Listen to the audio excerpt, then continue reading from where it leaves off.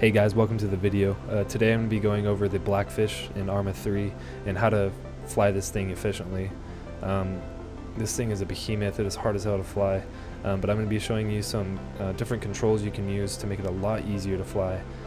So let's dive right into it. Alright, we're inside the BLACKFISH right now. Ever since the Jets DLC, they changed the way the BLACKFISH thrusts. So unlike a normal helicopter, the BLACKFISH uses kind of like a dial, and I'll show you on the top left. If you look at the engine icon, I'm holding shift, it's dialing up, holding Z, it's dialing down. That makes it a little more difficult to fly and manage, but before we fly and get in the air, I'm going to show you some controls you can use to make it a lot easier to fly this thing. So go to options, go to controls, go to plane movement, scroll down to flaps down and flaps up.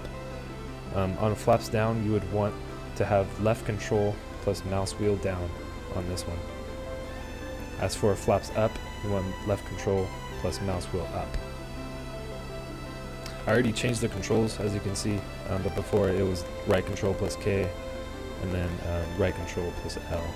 But I'll show you what this does. So let's turn on the engines. Make sure we're not moving. And before we fly, always make sure that auto vectoring is off. So before we change the controls, before you would have to increase the vectoring with the scroll wheel. So let's say we want to increase vector, that would rotate the props up to make it more like a helicopter. Rotate them downwards, vector decrease. But now, since we changed the controls, we can hold left control and mouse wheel down, and it'll rotate the props up. Same as pushing the mouse wheel forward, we can push it forward and back. Alright, let's get into the sky, and I'll show you guys how this thing flies now that we changed the controls a little bit. So I'm just holding shift, put the gears up.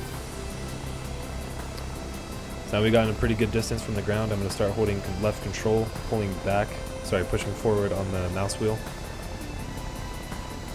And start angling the BLACKFISH up a little bit as the propellers rotate.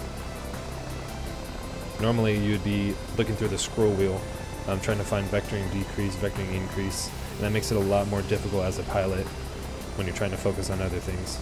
So let's turn around and I'll show you guys the landing. So right now I'm pulling back on the mouse wheel, holding left control. Pretty good distance from the landing zone. I'm going to put down my wheels.